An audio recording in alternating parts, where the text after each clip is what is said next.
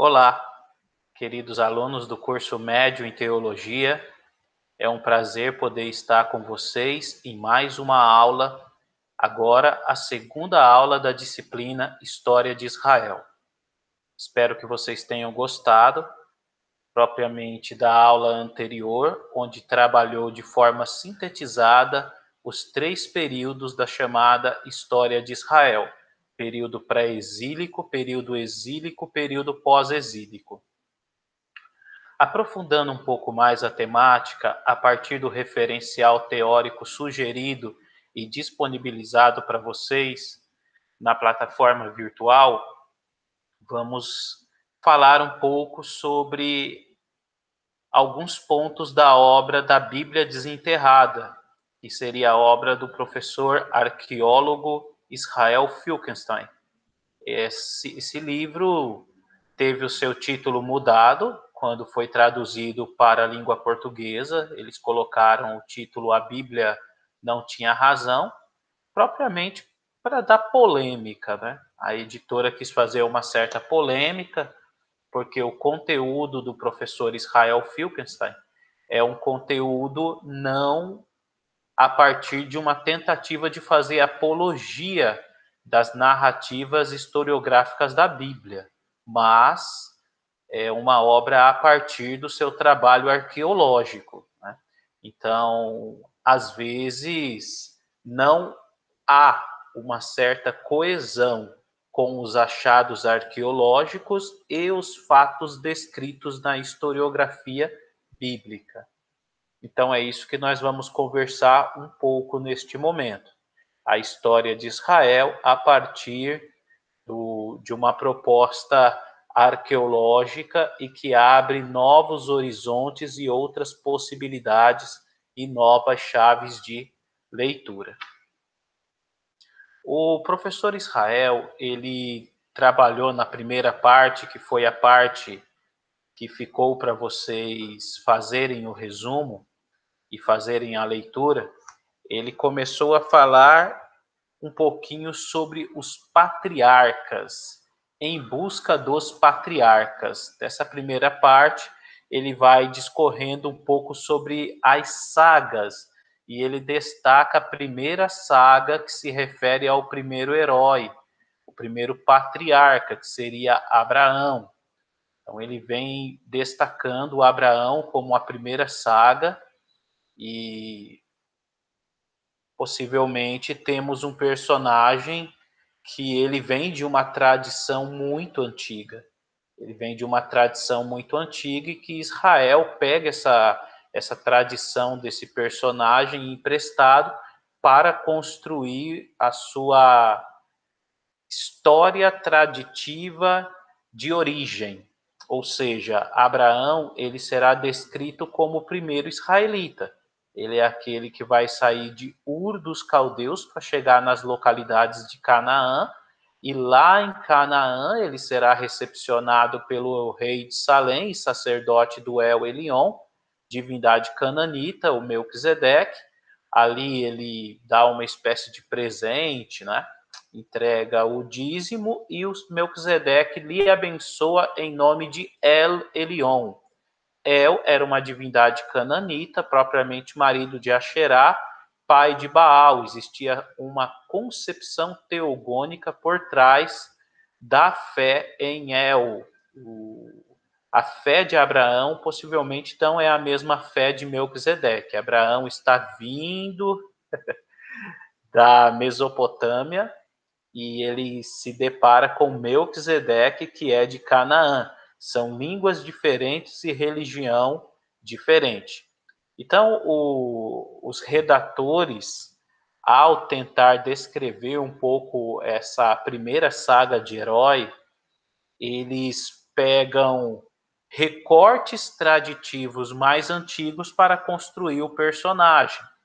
Agora, é importante destacar que nessa primeira fase, o Israel ele menciona uma fase pré-exílica que tem características da literatura javista e eloísta, ou seja, entre o século 7 e o século 6 antes de Cristo, nós temos duas tradições distintas construindo o personagem Abraão com memórias. E no pós-exílio, nós também temos influências, porque começa a se pensar em um Abraão, talvez das localidades caldaicas, por influência dos babilônicos, que foram aqueles que deportaram Judá. Ou Judá, nessa época, também já tinha se transformado em Israel. Então, lá na Babilônia, esses judaítas exilados, eles são bombardeados com várias informações, tanto narrativas de catástrofes como mitos cosmogônicos e antropogônicos. Em meio a todas essas narrativas, no pós-exílio, os repatriados judaítas reconstruirão a chamada teologia pós-exílica, com novos temas, com novos direcionamentos e fazendo menção dos patriarcas, ou seja, dos heróis e das sagas antigas. Então, tudo isso é resgatado, mas acrescentado novas características e novas roupagens. Então, nós podemos ter um Abraão que ele é fora do cenário de Israel, as tradições desse personagem são assimiladas por Israel entre os séculos 7 a.C., a partir das tradições javistas e eloístas, e posteriormente, após o cativeiro babilônico, nós temos mais camadas que são inseridas no personagem Abraão. Então, isso é muito interessante. O Israel, ele menciona um pouco da continuidade dessas sagas. Ele fala de Isaac, ele fala de Ismael, e as tradições por trás das 12 tribos israelitas e Israel, Isaac, e das 12 tribos árabes por trás de Ismael. Então, como o foco é propriamente trabalhar Israel na Bíblia hebraica, na narrativa bíblica, nós temos então a continuidade, onde a Rebeca, esposa do Isaac, vai gerar Esaú e Jacó, os gêmeos. E ali começa também as intrigas entre esses gêmeos. Mas é em Jacó, o querido da sua mãe Rebeca, que nós vamos ter propriamente a substituição do nome dele por Israel, e a partir daí os israelitas, né? Então Israel, Jacó, descendente de Isaac, Isaac, descendente de Abraão. Então aí nós temos uma tríade patriarcal, onde a origem dessa saga está em Abraão e dar continuidade com Isaac e com Jacó. Então, também na obra, ele menciona o historiador Martinot. Martinot, ele diz que essas histórias traditivas, elas não foram de forma singular, de um único grupo. Elas eram histórias plurais de tribos distintas. Ou seja, posteriormente, essas histórias são juntadas. Né? Isso pode ter se dado muito forte na chamada redação deuteronomista, que é quando Israel, Samaria, foi destruída pelos assírios no ano 722 a.C., eles descem até Judá. E ali nós temos o ajuntamento das tradições, ou seja, daqueles que não foram deportados para a Síria, desceram para Judá e trouxeram a tradição nortista, e os judaítas assim os recepcionam e ali vivem juntos. Então ali nós temos o ajuntamento de duas tradições: as tradições nortistas com suas lendas e seus mitos de heróis, e nós temos já as tradições sulistas. Então essas tradições entre esse período aí, entre o final do ano 700, começo do ano 600, nós vamos ter a produção deuteronomista, que é sulista. Então, nós vamos ter possivelmente o ajuntamento dessas tradições, tendo por força maior de redação as concepções sulistas, porque vão geralmente apresentar o norte na literatura dos reis como uma localidade que se corrompeu com a idolatria e o paganismo. E aí a obra do Israel até menciona alguns achados arqueológicos que destacam o Reino do Norte e a sua influência sincrética, ou seja, temos os achados arqueológicos onde o Javé ele é assimilado junto a Asherá como um casal. Asherá era uma das principais deidades do panteão mítico cananeu. Ela era vista como a esposa do El. E o Reino do Norte depois pega emprestado a Asherá e insere ela na concepção religiosa de Israel, colocando ela como consorte de Javé. Só que isso não se ocorre somente no norte. Se isso foi primeiro no norte, o sul também assimila, porque a reforma josiânica demonstra que o templo estava repleto de estatuetas de Baal e de Asherá, e o templo era sulista, estava no sul.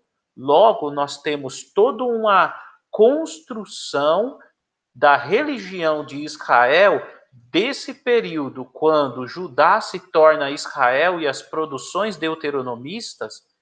Todo esse período existe um sincretismo religioso muito grande, e talvez aqueles israelitas que tentem defender uma monolatria, ou seja, existe vários deuses, mas vamos ser fiéis somente a Javé. Né? Agora, não é todos que aderem a isso, porque pelos achados arqueológicos existe muitas evidências que destacam o sincretismo cananeu na concepção religiosa do norte e do sul. E quando se juntou os dois povos, eles fortaleceram mais ainda essas concepções sincréticas.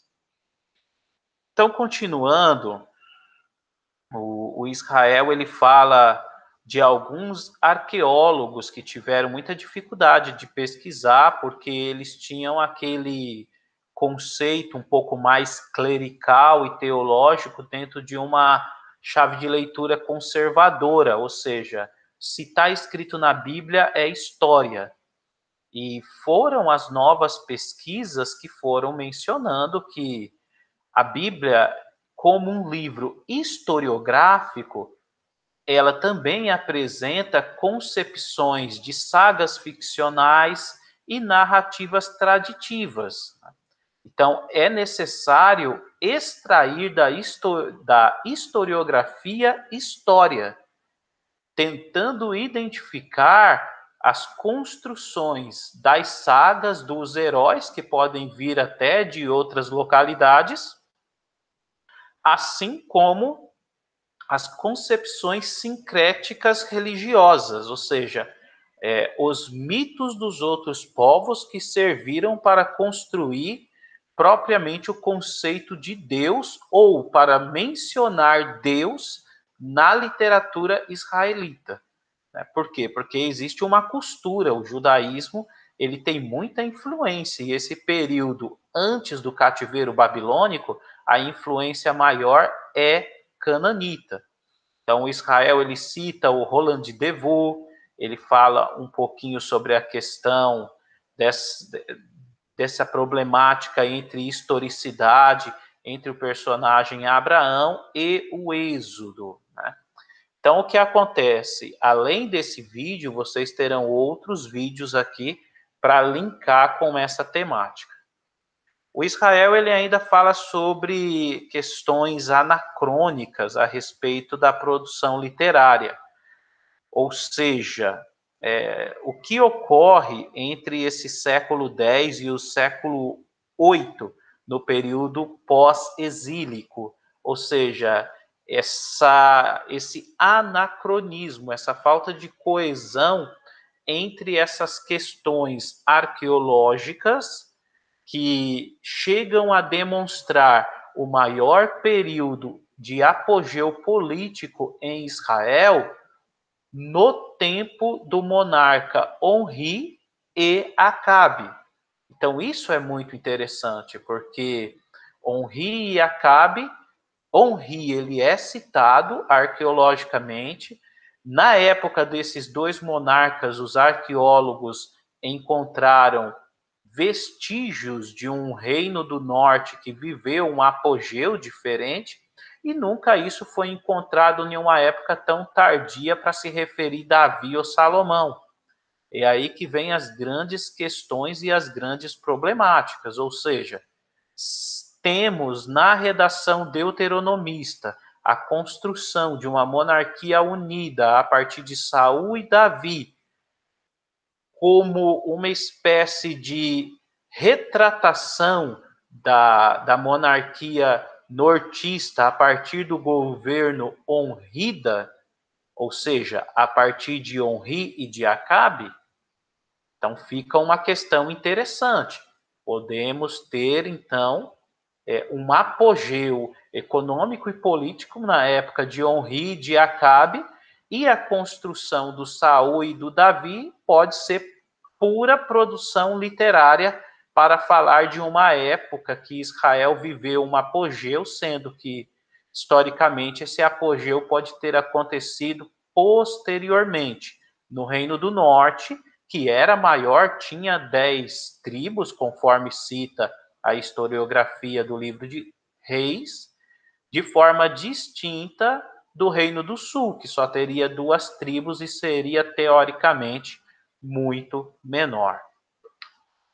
O Israel, ele também cita o Julius Weyerhaeusen. Aí ele fala sobre as histórias dos patriarcas, as fontes javistas e eloístas. Ao mencionar a antiga monarquia de Israel, também apresenta os pais lendários no amplo passado mítico. Ou seja, é aquilo que nós mencionamos. É uma tentativa de as tradições eloístas, que tentam chamar Deus de Elohim, e as tradições javistas, que tentam apresentar Deus pelo tetragrama e Jeová, transliterado de forma aportuguesada por Javé. Então, nós temos essas duas tradições, as tradições eloístas, as tradições javistas, propriamente entre o fim do ano 700 ali, o ano 600, a redação deuteronomista, fazendo então a junção das tradições nortistas e sulistas e construindo ainda mais as suas narrativas e as suas sagas, ou seja, é preciso dar origem a esse povo. Então, esse povo teve origem em Abraão, Isaac, Jacó, de Jacó vem as 12 tribos, e começa a se juntar tradições que eram de povos antigos em uma única unidade literária para se, talvez, dar origem a algumas questões relacionadas à religião de Israel, como a sua fé, como as suas festas, como alguns dos seus costumes. Então, meus queridos, fica aqui essa aula a respeito da primeira parte do livro e segue outras aulas para vocês averiguarem junto com essa, ok? Que dá uma certa coesão com essa temática. Um forte abraço a todos vocês. Espero que vocês estejam gostando da disciplina de História de Israel. Que o Criador vos abençoe. Shalom e até a próxima aula.